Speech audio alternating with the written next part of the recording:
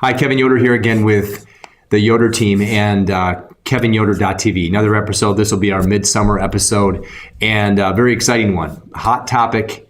And the title of this video blog today is Waiting to Sell and Buy Could Cost You $70,000. So we'll get into that in a minute. Before I do, I want to remind you again about a key link on this blog is go down below, go to yoderteamhomes.com, and search all homes on the market. So if you want access to all listings and have it be a direct tie to the MLS, yoderteamhomes.com. So let's get into today's topic. Waiting to sell and buy could cost you $70,000. So what do I mean by that? The thing I hear a lot right now, and everybody's hearing it, inventory's low. There's some reluctance from sellers. It's a combination of things, not wanting to sell. I'll name the three most, I'd say, prevalent excuses or reasons why sellers aren't selling right now. Number one is the one that's most stated, is that there's not a lot of homes out there for them to buy, so they're holding off selling for fear of not having a home available. So sort of like fear of being homeless. Number two is there's a lot of folks that have refinanced. So they are in comfy, cozy, low interest mortgages, and that has sort of kept them in place, right? Number three is with the election on the horizon. This is the less stated one, but it's definitely a factor. There's a lot of reluctance, a lot of uncertainty about what's going on and what's going to happen. So that tends to freeze people in their tracks. So that lowers inventory and keeps people from putting otherwise available homes on the market. So let's look at, though, even though that's the case, there are still ways that you can navigate in this market and get into that next home. You have to be more strategic about it. You have to hire an agent that has properties available, here's the key, that are off market. And you have to find the agent that gives you those lists. So there's off-market lists available. Just ask your agent, do you have off-market lists? If they don't, then that's not going to be the right agent for you in this market, because that's how you win. You got to get the homes that are not available to the open market. There's a lot of folks that are ready, able, and willing to sell.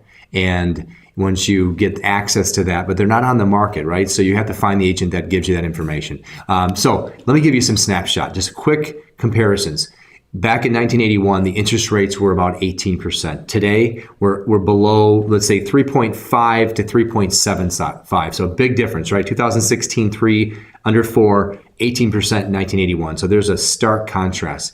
If you take an example mortgage today of, say, a $200,000 home with 10% down, that'll put you at about a $180,000 mortgage.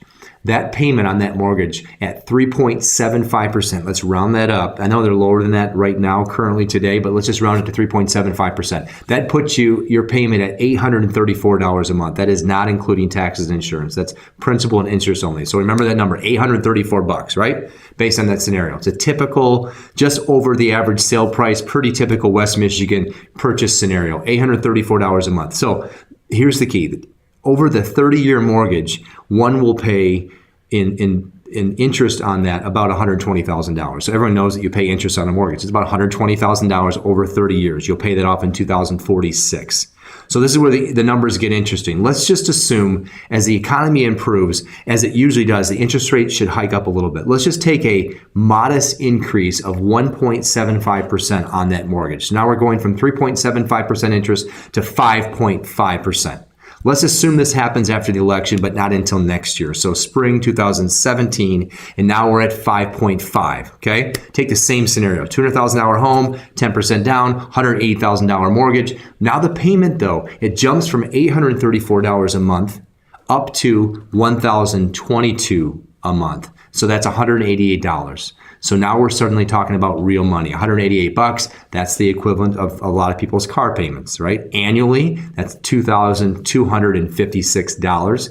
That's almost a family vacation. So now we're talking about real money that impacts one's lifestyle, right? Now let's look at the biggest factor here when you look at the 30-year mortgage.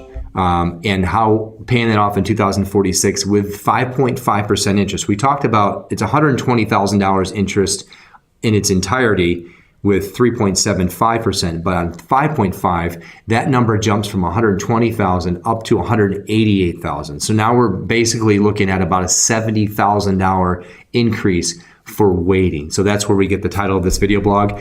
that waiting to sell and buy could cost you about $70,000 for that wait. That's a lot of money. And if you can navigate in today's market, selling your home at a maximum price and then taking advantage of those low interest rates, it's a win-win, perfect timing. And by the way, that increase does not even factor in the price increase for property. So assuming that we're waiting until next spring, we will also then see an increase in property values, assuming they continue to rise, which we have no reason to believe that they will not. So if you are interested in finding out what your home will sell for in today's market, give us a call here at the Yoder team, 942-2449. We hope you found great value in this video blog. We'll be putting out more valuable content like this at least twice a month. And come back often to kevinyoder.tv. Thanks for tuning in. Until next time.